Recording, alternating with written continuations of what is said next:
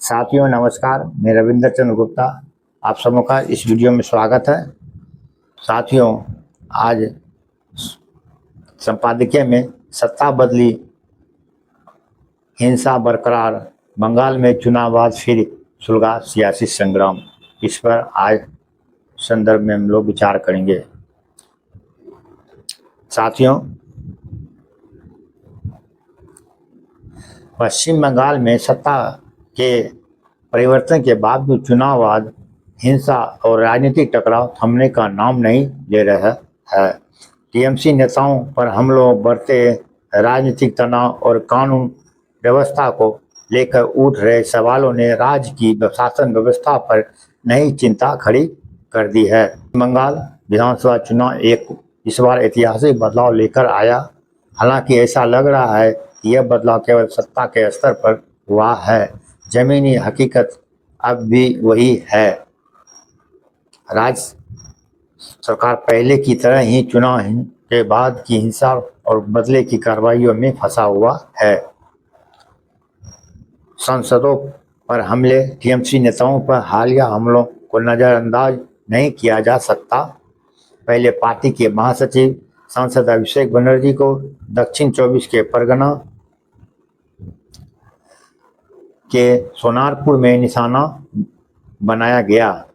Party इस मुद्दे को अदालत ले जाने और लोकसभा स्पीकर के सामने उठाने की तैयारी में है।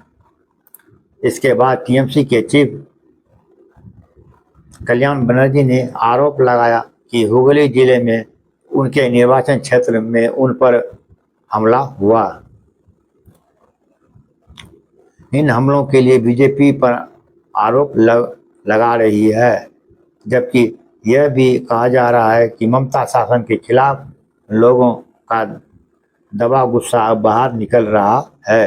हालांकि राजनीतिक हिंसा को किसी भी तरह से जायज नहीं ठहराया जा सकता। राज्य ने इस बार बदलाव के लिए वोट दिया है और यह बदलाव राजनीतिक परिदृश्य में भी दिखना चाहिए। बीजेपी ने लॉ एंड ऑर्डर को चुनावी मुद्दा बनाया था। अब सरकार में होने के नाते सभी की सुरक्षा की जिम्मेदारी उस पर आती है। किसी को भी किसी भी वजह से कानून हाथ में लेने की छूट नहीं मिलनी चाहिए। चुनाव बाद हिंसा बंगाल की पुरानी बीमारी है। 2021 के विधानसभा चुनाव के बाद भी हिंसा के सैकड़ों केस दर्ज किए गए थे। अब राष्ट्रीय मानवाधिकार आयोग ने 1990 से ज़्यादा मामलों की जांच की थी। इसमें स्थानीय पुलिस प्रशासन पर गंभीर सवाल उठाए गए थे। हालांकि इससे न तो 2023 के पंचायत चुनाव और न ही 2024 के आम चुनाव में कोई सबक लिया गया। इस बार भी चुनाव परिणाम घोषित होते ही कई जगह से तोड़फोड़, मारपीट की खबरें आई।